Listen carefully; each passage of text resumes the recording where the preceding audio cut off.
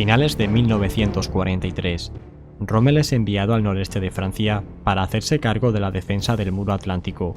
A partir de ese momento, la propaganda alemana lanzó el siguiente mensaje a su población: con Rommel en Francia podemos dormir tranquilos. A pesar de su enorme repliegue por el norte de África y su ataque final fallido en Túnez, su enorme reputación y su fama continuaban siendo todavía muy altas. Lo primero que hizo Rommel cuando visitó las playas del noroeste francés fue criticar los pobres trabajos de fortificaciones defensivas que se habían realizado en la zona. A la espera de una invasión que como mucho se produciría en unos meses, Rommel se esforzó para que se acelerasen los procesos de construcción. Si bien la extensión de las costas francesas, danesas y noruegas son de miles de kilómetros, las zonas más probables del desembarco aliado eran el paso de Calais, la región de Normandía o la zona sur de Francia. Como resulta evidente, fue en estas dos primeras posiciones en las que los alemanes pusieron mayores recursos. Realizada ya esta introducción, pasemos a ver cuál fue el verdadero papel de Rommel durante la batalla de Normandía y si fue o no determinante. Como todos sabemos, la principal aportación del antiguo zorro del desierto a la estrategia defensiva ante la invasión aliada fue la de querer posicionar a las unidades blindadas en pequeños grupos cerca de las playas.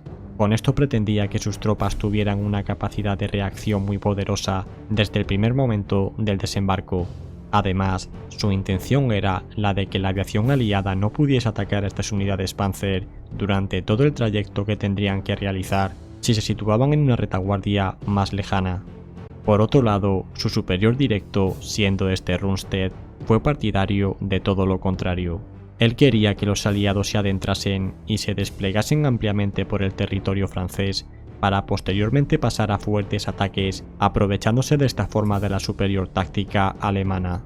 Como veremos posteriormente, una vez que el intento del rechazo de invasión en las playas, tal y como quería Rommel, fracasó, Rommel apostaría por la estrategia de Rundstedt, pero ya era demasiado tarde.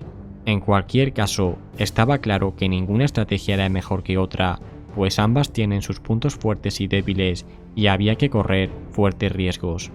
Por poner un ejemplo, tenemos que señalar que durante la fase final de la guerra en el frente oriental, el ejército alemán quedó totalmente anulado por colocar a sus unidades blindadas en una zona muy cercana a la línea de frente.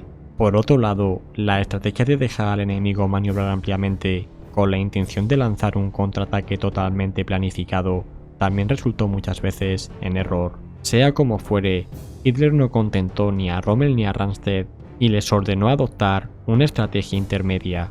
Así pues, cuando el desembarco comenzó, había unidades que se encontraban cerca de las playas y sufrieron sus consecuencias, y otras que se encontraban muy alejadas y que también sufrieron sus consecuencias cuando intentaron llegar hasta ellas.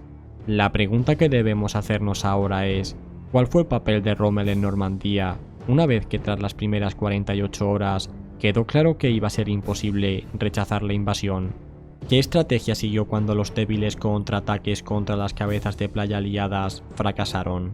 ¿Fue su dirección determinante en la defensa alemana de la región de Normandía, que se extendió por casi 2 meses? Bien, pues vamos a verlo. Cuando pensamos en Rommel, lo primero que normalmente se nos viene a la cabeza son arriesgadas y brillantes maniobras por las que se caracterizó durante la batalla de Francia o el norte de África.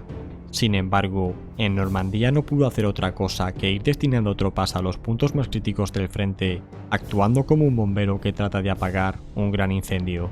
El oficial de inteligencia de Montgomery diría posteriormente que en Normandía no se vio ninguna actuación destacada de Rommel y las operaciones alemanas no gozaron de una dirección más brillante de lo habitual. Aunque Rommel se esforzó todo lo que pudo y puso todo su empeño en su misión, no pudo hacer mucho más o menos de lo que cualquier otro comandante hubiese podido hacer. Con un goteo de refuerzos que cada vez iba menos y una falta total de suministros, lo único que podía decidir es dónde poner un pequeño parche para que los aliados no rompiesen la línea en un punto del frente u otro.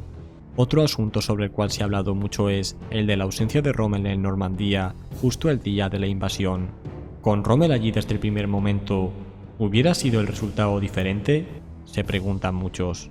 La opinión de distintos analistas como Max Hastings ante esta pregunta es que tal vez la presencia de Rommel podría haber motivado algo más a las tropas durante los contraataques alemanes de las primeras horas, pero Además de este elemento totalmente incuantificable, el resultado no hubiese sido muy diferente.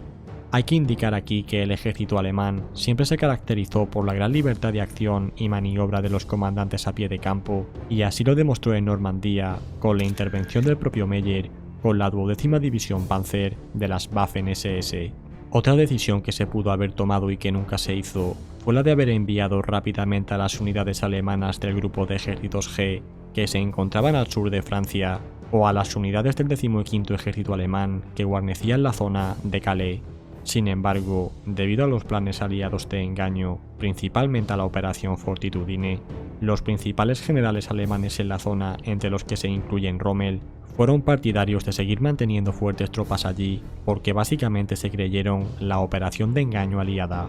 Posteriormente se intentó hacer creer que esta decisión, así como otras que finalmente resultaron erróneas, fueron provocadas con toda la malintención por los conspiradores del futuro atentado del 20 de julio contra Hitler. Sin embargo, esto dista mucho de ser así, pues los diferentes generales actuaron de la mejor forma posible para contener a los aliados con la información y recursos que tenían. A modo de resumen, podemos decir que pasados unos días, los generales alemanes que eran conocedores de la pésima situación en la que se encontraban, perdieron la fe y continuaron combatiendo con métodos totalmente contrarios a sus instintos y a su formación, no pudiendo hacer otra cosa que enviar a sus escasas tropas a los puntos más críticos del frente. Llegados a este punto y siendo este el tipo de combates que se desarrollarían en la región durante 2 meses, poco importaba la dirección de un general u otro, pues además de estar atados de pies y manos a la hora de querer hacer una gran operación intrépida, tampoco tenían recursos suficientes como para llevarla a cabo. Así pues, y respondiendo a la pregunta inicial, el papel de Rommel durante la batalla no fue relevante debido a que cualquier otro comandante alemán mínimamente capacitado hubiese hecho exactamente lo mismo, dadas las difíciles circunstancias en las que se encontraba Alemania, en la que ya no había ninguna posibilidad para la creatividad y originalidad operacional. ¿Y vosotros qué opináis? ¿Consideráis que se pudo haber hecho más de lo que se hizo? ¿Creéis que sin Rommel el frente alemán se hubiese desmoronado mucho antes? Os dejo en la descripción unos programas en los que analizamos cuál fue el principal error alemán en Normandía o el trato que ambos bandos dieron a los prisioneros de guerra durante esta batalla. Y bien, hasta aquí el programa. Muchas gracias a todos, especialmente a los patrocinadores que hacen esto posible.